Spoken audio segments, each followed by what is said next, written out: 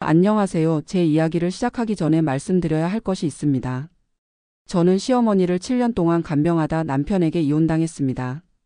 하지만 이것은 제가 불행해진 이야기가 아닙니다. 오히려 그 이후에 찾은 진짜 행복에 관한 이야기입니다. 제 이름은 김지연입니다. 올해 55살이 되었어요. 지금 저는 서울 근교의 작은 요양병원에서 간호부장으로 일하고 있습니다. 매일 아침 6시에 일어나 출근 준비를 하고 7시 30분에는 병원에 도착해 근무를 시작합니다. 어르신들의 약을 챙기고 건강 상태를 점검하고 때로는 그분들의 이야기를 들어드리는 것이 제 일상입니다. 많은 사람들이 저에게 묻습니다. 지연 씨는 어떻게 그 일을 그렇게 오래 할 수 있어요? 힘들지 않나요? 네, 물론 힘듭니다. 육체적으로도 정신적으로도 쉽지 않은 일이죠. 하지만 저에게는 이 일이 그저 직업이 아닌 제 삶의 의미를 찾게 해준 소명과도 같습니다. 10년 전 저는 완전히 다른 사람이었습니다. 자신감도 없고 늘 남편과 시댁의 눈치를 보며 살았죠. 그때의 저는 50이 넘은 지금의 제가 이렇게 당당하게 제 삶을 살고 있을 거라고는 상상조차 하지 못했을 겁니다. 모든 것이 바뀐 건 시어머니의 뇌졸중으로부터 시작되었습니다. 시어머니께서 갑자기 쓰러지셨다는 소식을 들었을 때 저는 병원 간호사로 일하고 있었어요. 그날따라 유난히 바쁜 근무였는데 남편에게서 다급한 전화가 왔습니다. 여보, 어머니가 쓰러지셨어. 지금 응급실로 가고 있어. 그 순간 머릿속이 하얘졌어요. 간호사였던 저는 뇌졸중의 심각성을 너무나 잘 알고 있었기 때문에 최악의 상황을 먼저 떠올렸습니다. 상사에게 급히 양해를 구하고 응급실로 달려갔죠. 도착했을 때 시어머니는 이미 중환자실로 옮겨진 상태였습니다. 의사는 뇌출혈이 심각하며 수술을 해야 한다고 했어요. 그날 밤 시어머니는 7시간에 걸친 대수술을 받으셨고 다행히 생명은 건지셨습니다. 하지만 그것은 긴 투병 생활의 시작에 불과했습니다. 시어머니는 오른쪽 반신마비와 언어장애가 남았고 일상생활이 불가능한 상태가 되셨어요. 퇴원 후 어디서 누가 어떻게 간병할 것인지에 대한 가족회의가 열렸습니다. 시아버지는 5년 전에 이미 돌아가셨고 남편에게는 남동생 하나가 있었지만 지방에서 사업을 하고 있어 서울에 올 수 없는 상황이었습니다. 그렇게 자연스럽게 시어머니를 모시고 간병하는 역할은 저에게 맡겨졌습니다. 지연아, 넌 간호사니까 어머니 돌보는 게 제일 나을 것 같아. 나도 회사 일 마치고 도울게. 남편의 말에 저는 별 생각 없이 고개를 끄덕였습니다. 그때는 몰랐습니다. 이 결정이 제 인생을 완전히 바꿔놓을 거라는 사실을요. 처음에는 간호사로서의 지식과 경험을 살려 시어머니를 잘 돌볼 수 있을 거라고 생각했습니다. 직장도 그만두지 않고 시간제로 전환해 일과 간병을 병행할 계획이었죠. 하지만 현실은 제 예상과 너무 달랐습니다. 시어머니의 상태는 생각보다 훨씬 심각했습니다. 식사 보조부터 대소변 처리, 목욕, 체위 변경까지 거의 모든 일상생활에 도움이 필요하셨어요. 언어장애로 의사소통도 원활하지 않았고 인지 기능도 예전 같지 않아 종종 감정 조절이 안 되는 상황도 발생했습니다.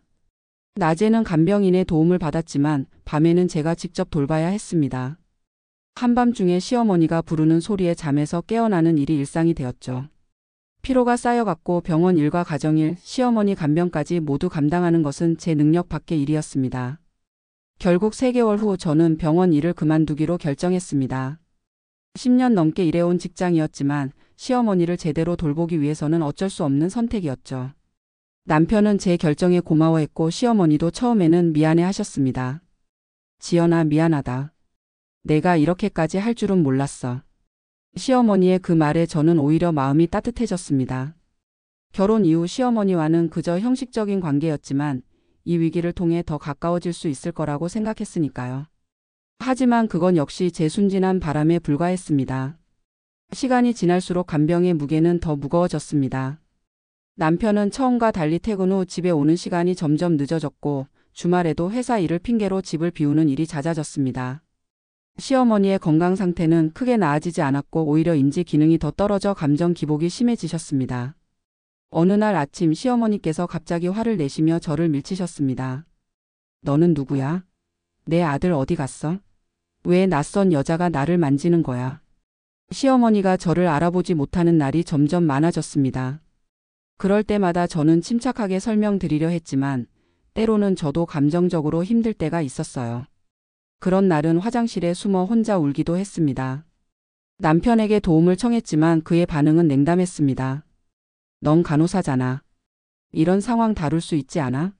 나도 회사에서 스트레스 받아 죽겠는데 집에서까지 이런 얘기 듣고 싶지 않아. 남편의 말에 상처받았지만 저는 참았습니다. 누군가는 이 역할을 해야 했고 그게 제가 되어야 한다면 최선을 다하자고 다짐했습니다. 하지만 마음으로는 점점 외로워졌고 지쳐갔습니다.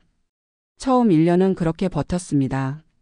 가끔 남편의 동생이 서울에 올라와 며칠씩 시어머니를 돌봐줄 때는 잠시 숨을 돌릴 수 있었지만 그런 날은 1년에 몇 번 되지 않았어요.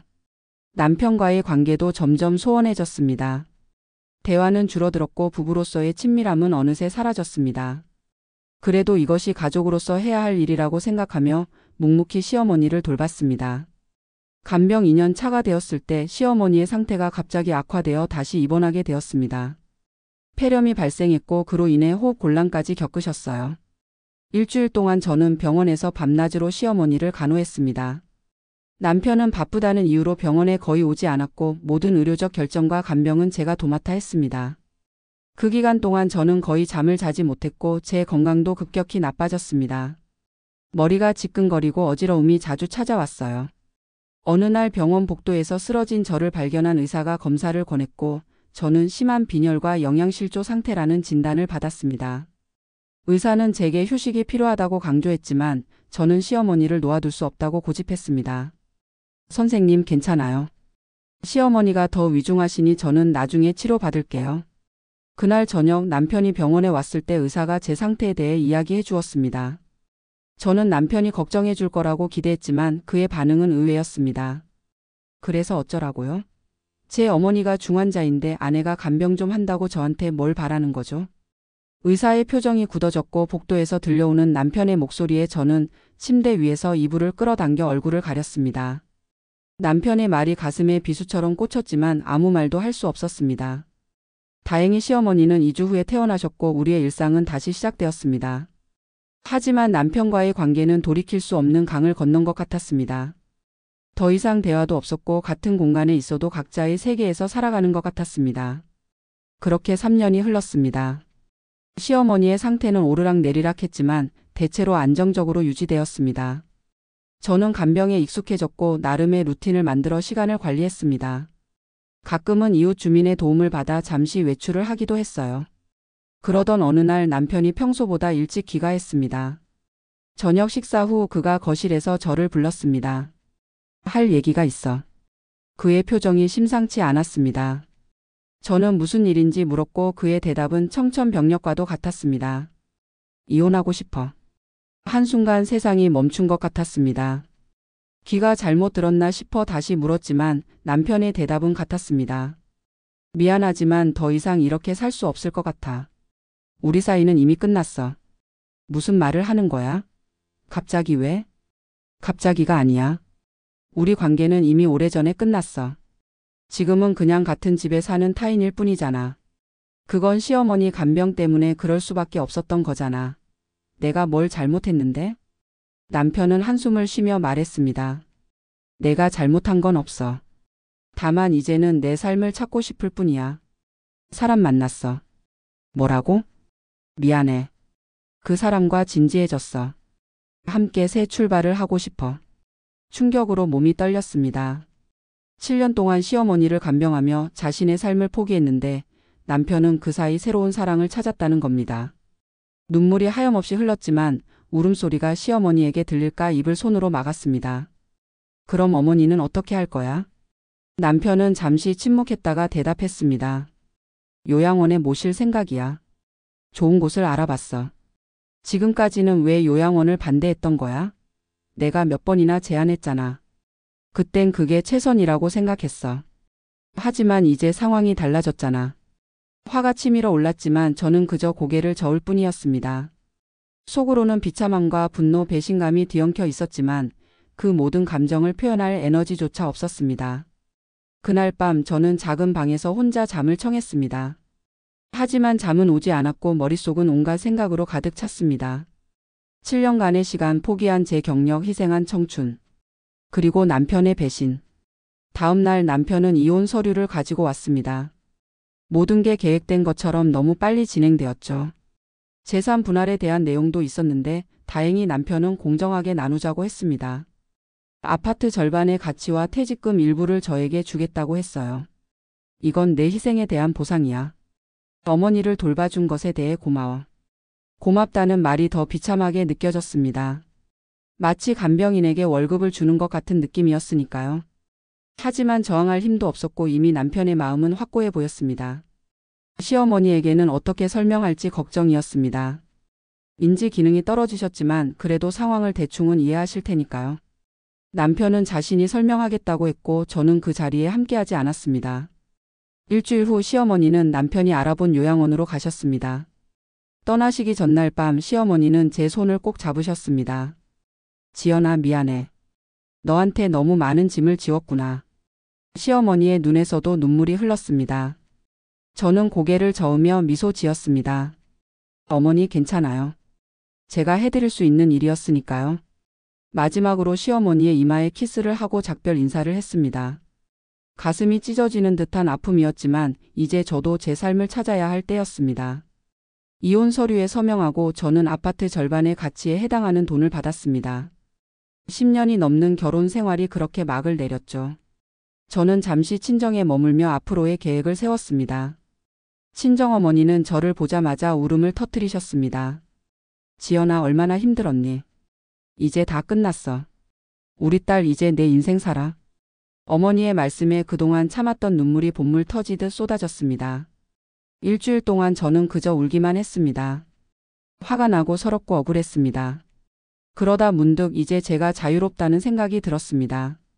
아침에 누군가의 부름에 깨어날 필요도 없고 365일 24시간 긴장 상태로 있을 필요도 없었습니다. 처음으로 온전히 저만을 위한 시간이 생긴 거죠. 한 달 후 저는 작은 원룸을 구해 독립했습니다. 처음으로 혼자 사는 공간이었지만 생각보다 적응이 빨랐어요. 아무도 저를 필요로 하지 않는다는 것이 처음에는 헛헛했지만 점차 그 자유로움을 즐기기 시작했습니다. 그리고 제일 먼저 한 일은 제 건강 챙기기였습니다. 종합검진을 받았고 그동안 미뤄둔 치과 치료도 받았어요. 운동도 시작했는데 처음에는 가벼운 산책부터 시작해 점점 요가와 수영으로 확장했습니다. 두 번째로 한 일은 경력 복귀를 위한 준비였습니다.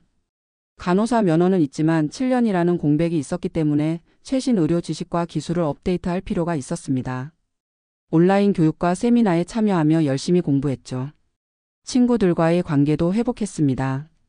간병하느라 소홀했던 인간관계를 다시 쌓아나갔고 새로운 취미도 찾았습니다. 그림 그리기와 여행이 제 삶의 큰 기쁨이 되었어요. 6개월 후 저는 요양병원에 간호사로 지원했고 합격했습니다. 처음에는 시간제로 시작했지만 제 전문성과 경험을 인정받아 점차 책임이 커졌습니다. 특히 간병 경험이 환자와 보호자의 심정을 이해하는 데 큰 도움이 되었어요. 일을 시작하고 1년쯤 되었을 때 저는 문득 시어머니가 궁금해졌습니다. 요양원에 연락해보니 시어머니는 여전히 그곳에 계셨고 건강 상태는 비슷하다고 했습니다. 잠시 고민하다가 용기를 내어 방문하기로 했습니다. 요양원에 도착했을 때 심장이 두근거렸습니다. 시어머니를 다시 만나면 어떤 감정이 들지, 시어머니는 저를 알아보실지 걱정되었습니다. 간호사의 안내로 시어머니의 방으로 들어갔습니다. 시어머니는 창가에 앉아 바깥을 보고 계셨습니다. 등이 더 구부정해지시고 머리카락도 더 하얘지셨지만 표정은 평온해 보였습니다. 조심스럽게 다가가 말을 걸었습니다. 어머니, 저 지연이에요. 시어머니가 천천히 고개를 돌리셨습니다. 잠시 저를 바라보시더니 눈이 커지셨습니다. 지연아, 내가 왔구나. 놀랍게도 시어머니는 저를 바로 알아보셨습니다. 손을 내밀어 제 손을 꼭 잡으셨고 눈시울이 붉어지셨습니다. 보고 싶었다, 우리 며느리. 그 말에 저도 눈물이 났습니다. 이혼 후에도 저를 며느리라고 부르시는 시어머니의 마음이 느껴졌습니다. 우리는 한동안 말없이 손을 잡고 있었습니다. 그날 저는 시어머니와 오랜 시간을 보냈습니다. 요양원 정원을 산책하며 이런저런 이야기를 나누었고 시어머니의 머리도 빗겨드렸습니다. 시어머니의 상태는 생각보다 좋아 보였고 요양원 생활에도 잘 적응하고 계셨습니다. 아들은 가끔 와. 한 달에 한 번 정도? 바쁘다더라. 씁쓸한 미소를 지으셨습니다. 시어머니는 제 근황도 물으셨고 제가 다시 일을 시작했다는 소식에 기뻐하셨습니다. 그래, 내가 잘 살아야 해. 내 아들이 너한테 못되게 굴었지? 저는 고개를 가로저었습니다. 괜찮아요, 어머니. 지금은 저도 잘 지내고 있어요. 돌아가는 길에 시어머니가 제 손을 꼭 잡으며 말씀하셨습니다. 지연아, 또 와줄래? 너무 반갑고 고마웠어. 그 말에 가슴이 따뜻해졌습니다. 저는 고개를 끄덕이며 약속했습니다. 네, 어머니. 자주 찾아뵐게요. 그날 이후로 저는 한 달에 한 번씩 시어머니를 찾아뵙기 시작했습니다. 가끔은 제가 근무하는 병원 가까운 공원으로 시어머니를 모시고 나와 피크닉을 하기도 했습니다. 남편이 이제는 전 남편이 되었지만과 마주칠까 걱정도 되었지만 시어머니와의 관계는 제게 여전히 소중했습니다.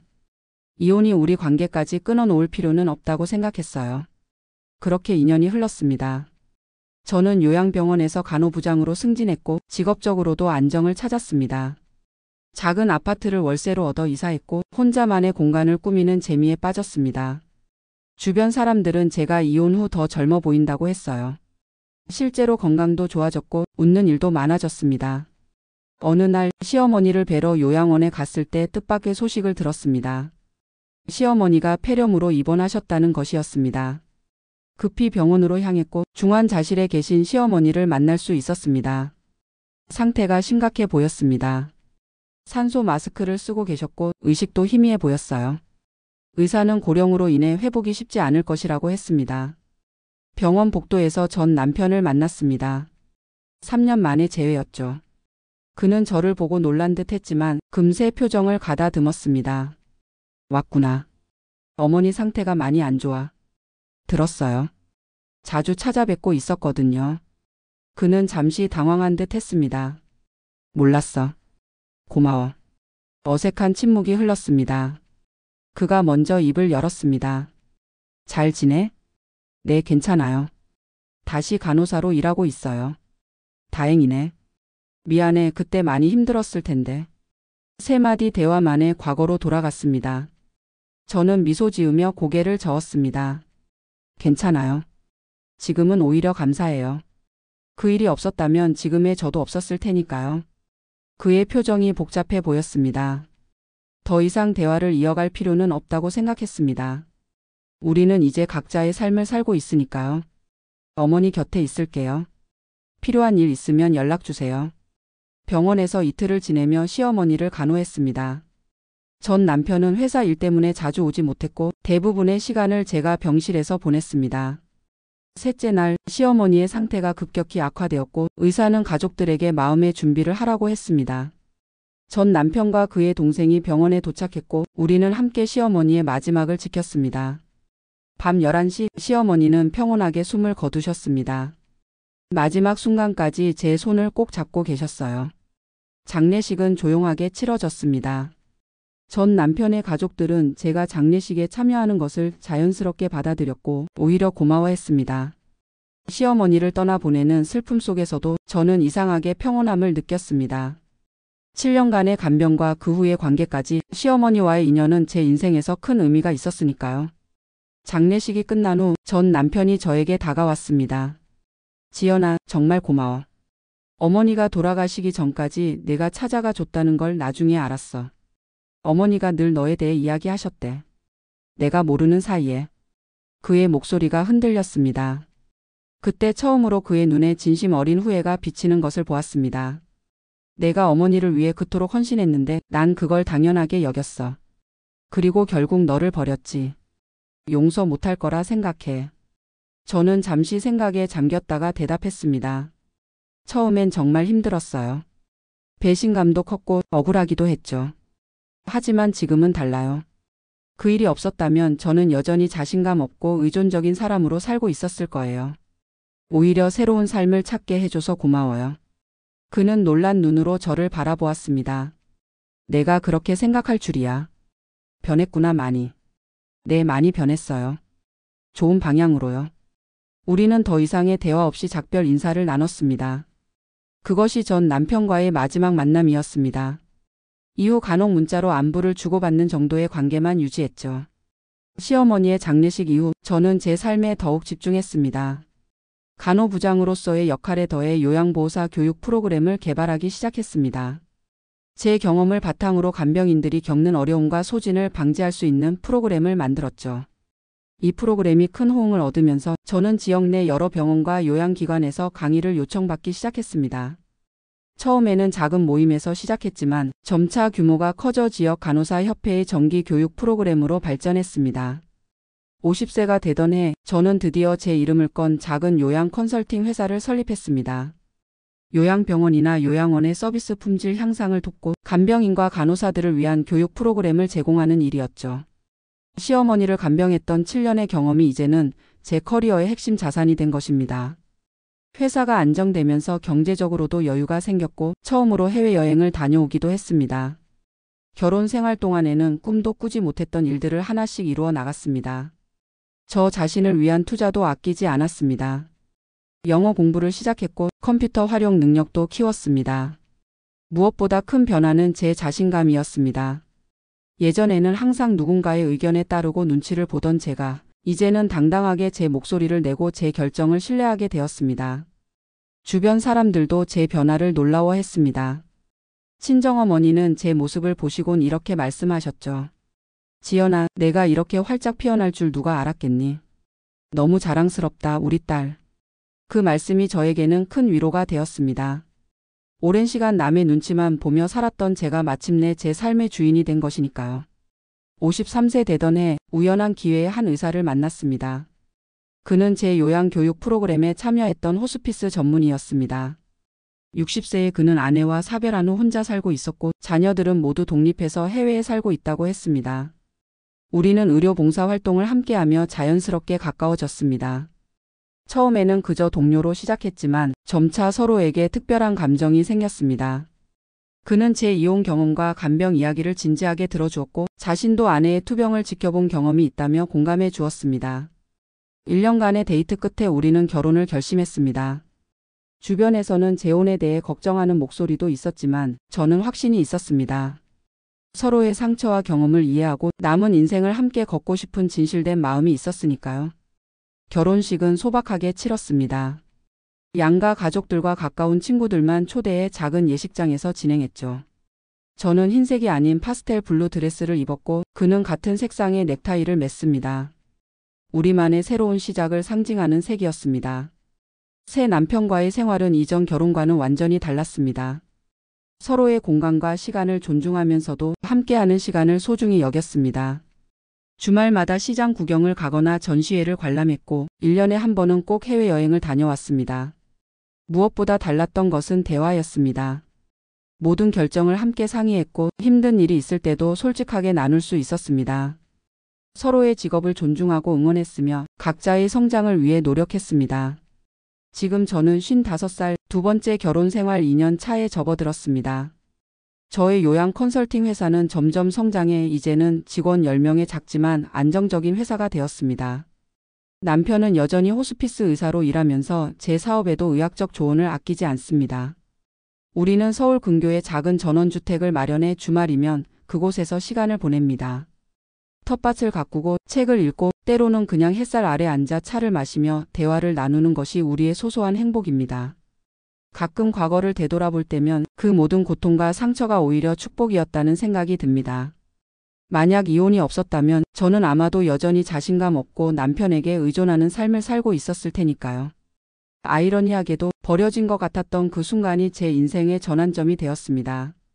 시어머니를 7년간 간병했던 경험은 이제 제 직업적 전문성의 근간이 되었고 이혼의 아픔은 더 강하고 독립적인 사람으로 성장하는 계기가 되었습니다. 그리고 그 모든 경험이 있었기에 지금의 건강한 관계를 만들어갈 수 있는 지혜를 얻게 된 것 같습니다. 제 이야기를 들으시는 분들 중에도 비슷한 상황에 처해 있는 분들이 있을지도 모르겠습니다. 간병의 무게를 홀로 짊어지고 계신 분들, 배우자의 배신으로 상처받은 분들, 인생이 끝난 것 같은 절망 속에 계신 분들. 그분들에게 말씀드리고 싶습니다.